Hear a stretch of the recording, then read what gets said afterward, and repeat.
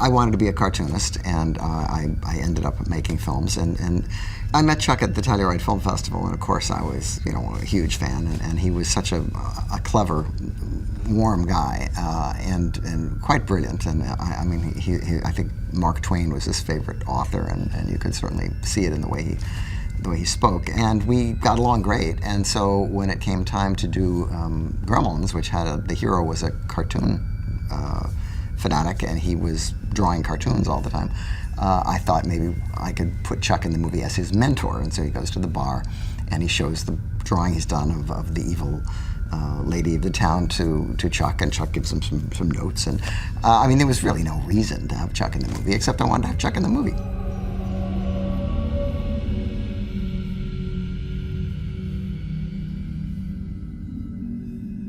Well, I don't know how famous unfilmed projects can get, but I suppose if being talked about makes them famous, then one of them would be Termite Terrace, which is a project I had at Warner Brothers. Chuck Jones was a friend of mine, and we worked with him on a story about his days at Warner Brothers in the early 30s, working for Leon Schlesinger and making Looney Tunes.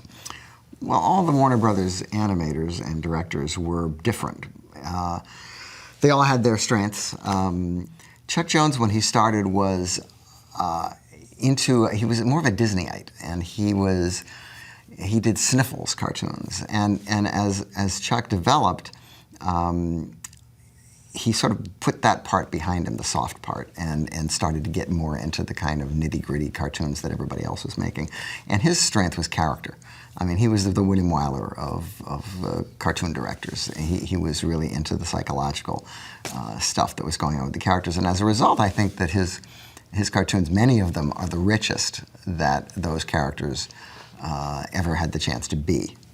And what we did was we talked extensively to Chuck, and we also brought all the existing living animators from that period together at Warner Brothers and had a sort of a luncheon for them, and ran a lot of their cartoons in 16mm, many of which they hadn't seen since forever.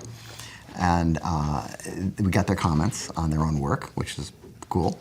And anecdotes flowed, stories that they may not have told for a number of years. And all of which Charlie Haas, the writer, tried to work into the screenplay for Termite Terrace, which chronicles the birth of Bugs Bunny, but not exclusively. I mean, there are other characters. There were some stories about interactions with movie stars, because at that time the movie lot and the cartoon people were more or less together. That later changed, and although it's a pretty serious story in terms of it's based on real fact, it's a comedy, and there's a lot of funny interactions with the various people, and we were pretty excited about it. We thought it would be a great project, and we went to Warner Brothers with it, of course, because they own the characters, and they said, well, this is interesting, and people like Steven Spielberg read the script and said, this is a perfect movie for you. You should do this movie.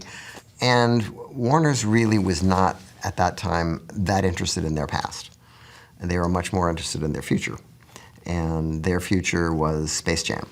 The idea of putting the cartoon characters together with a big sports star was much more appealing to them than doing a period picture, God forbid, a period picture, for an audience that doesn't remember anything that happened before 10 years.